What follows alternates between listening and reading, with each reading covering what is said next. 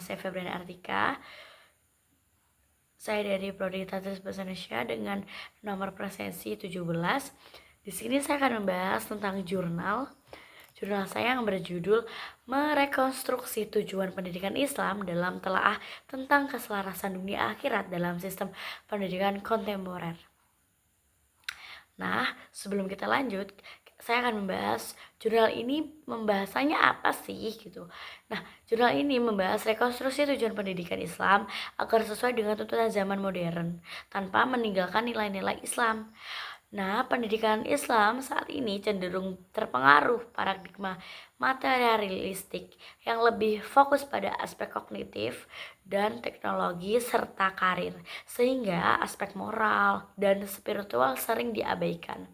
Nah, penelitian ini tuh menggunakan studi kepustakaan atau library research untuk menelaah pemikiran tokoh klasik seperti Al-Ghazali, Ibnu Sina, Ibnu Khaldun, Al-Farabi, dan tokoh modern Al-Atlas dan Hasan Langulung. Hasil penelitian ini menegaskan bahwa tujuan pendidikan Islam secara filosofis adalah membentuk manusia bertakwa, berakhlak, dan mampu menjalankan fungsi sebagai hamba Allah sekaligus khalifah di bumi.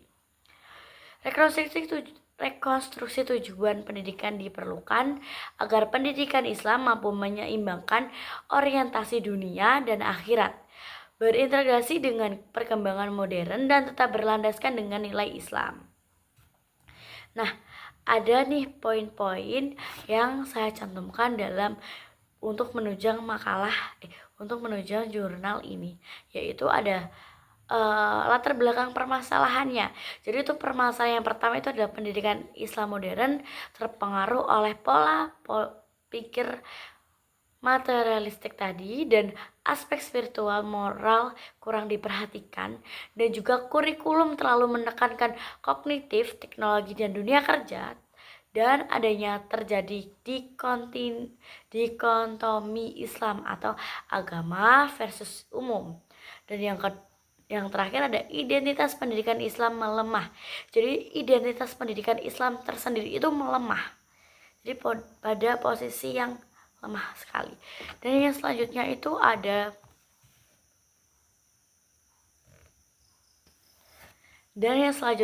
tujuan penelitian. Nah, tujuan penelitian ini itu apa sih? Tujuan penelitian itu mengaji rekonstruksi tujuan pendidikan Islam secara filosofis, menemukan harmonisasi orientasi dunia akhirat dalam sistem pendidikan kontemporer. Dengan metodenya itu deskripsi kualitatif, studi pustaka atas karya tokoh klasik dan modern, serta menggunakan library research. Analisis menggunakan model minimalis, Huberman, dan juga validitas melalui triangulasi sumber. Jadi itu kita melihat validasi dari sumber itu tersendiri gimana. Dan yang terakhir, yang keempat adalah konsep filsafat tujuan pendidikan Islam.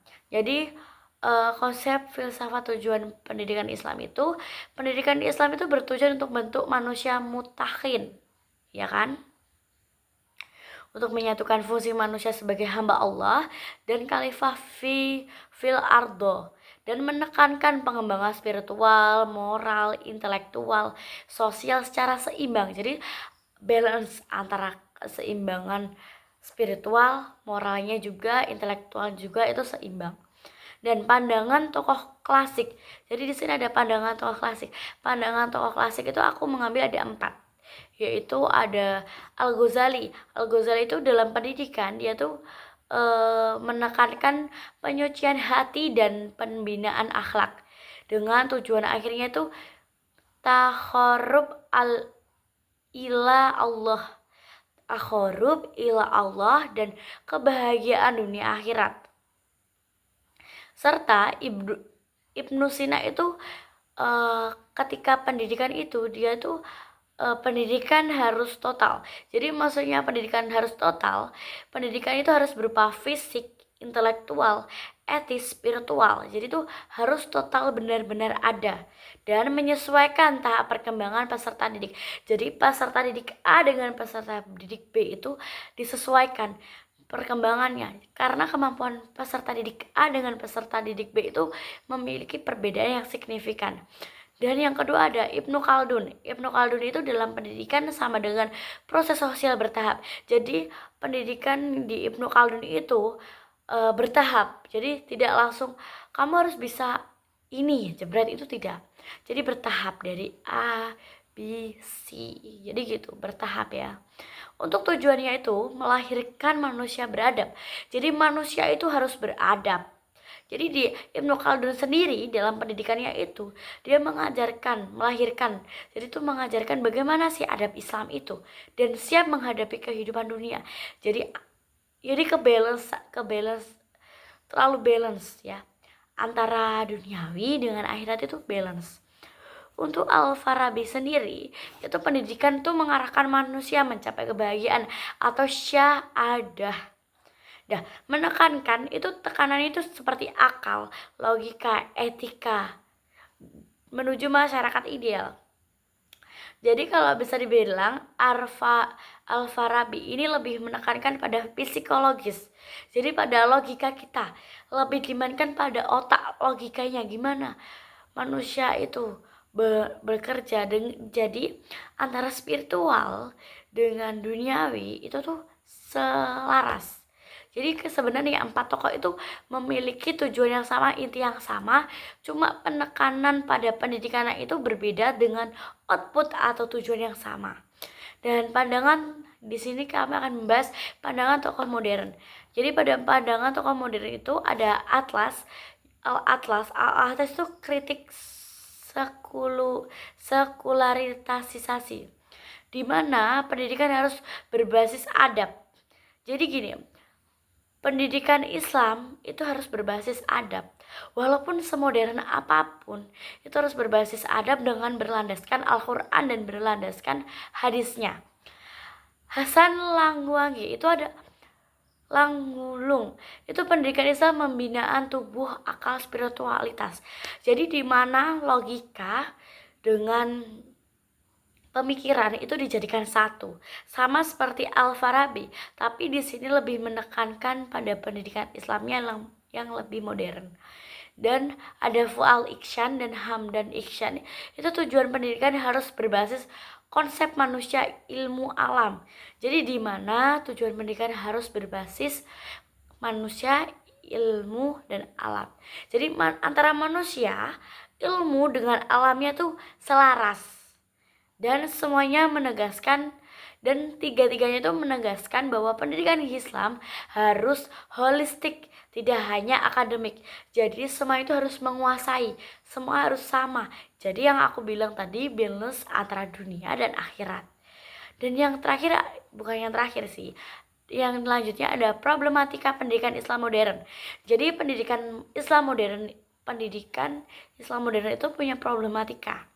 Problematikanya itu ada di kurikulum bermasalah. Jadi kurikulumnya itu bermasalah, tidak sesuai dengan perkembangan zaman, overload, terlalu banyak mata pelajaran ya, overload di mata pelajaran juga, dan masih tradisional, kurang literasi digital, kurangnya kreativitas dari penyaji kurikulum itu tersendiri.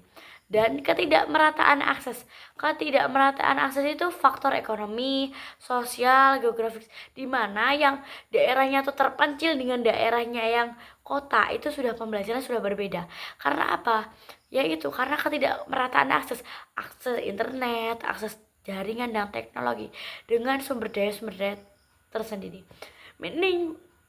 Minimnya fasilitas dan tenaga pendidik berkualitas. Jadi itu sangat minim fasilitas dengan tenaga pendidik berkualitas. Kan itu tidak pemerataan akses ya. Jadi di kota A dengan kota B itu sudah berbeda. Karena apa? SDM yang dimiliki itu sangat rendah gitu. Jadi itu tergantung dengan SDM-nya. Dan yang C ada tantangan internal dan eksternal. Tantangan tersendiri itu ada dikotomi ilmu dan kurangnya research dan orientasi sertifikat. Jadi tuh orientasinya tuh berkurang gitulah. dan rendahnya kepercayaan masyarakat kepada lembaga Islam. Jadi masyarakat itu kurang percaya kepada lembaga Islam dikarenakan dia takut kepercayaannya tidak selaras atau tidak sejalan dengan lembaga tersebut. Dan yang D ada kualitas pendidik yang rendah. Jadi itu kualitas pendidik yang rendah itu bisa menjadi tantangan, sebuah tantangan ya. Karena minimnya kreativitas dan kompetensi, metode konservasi dan kesejahteraan guru rendah, dan yang ke-8 ada sekularisasi ilmu, di mana ilmu dipisahkan dari nilai-nilai ketuhanan, nilai umum dan nilai agama dianggap terpisah. Jadi kayak pembelajaran ilmu umum itu terpisah dengan ilmu Islam, ilmu agama maksudnya. Terus ilmu pengetahuan diadopsi dan diibaratkan tanpa filter Islam. Jadi itu kayak langsung, misalnya kita mendapatkan materi A dan itu tuh langsung tanpa ada filternya Islam yang berbau Islam. Terus ada dampaknya tuh hilangnya identitas keilmuan Islam dan pendidikan kehilangan spiritualitas. Solusi mengatasi sekualitas itu adalah islamisasi ilmu seperti yang sudah ada di Al-Atlas Al-Farruhi. Dan yang terakhir adalah integrasi interkonteksi ilmu agama dan umum. Pengetahuan peran guru sebagai penanam adab kurikulum berbasis epistemologi tauhid. Yang terakhir ada implementasi rekonstruksi tujuan pendidikan.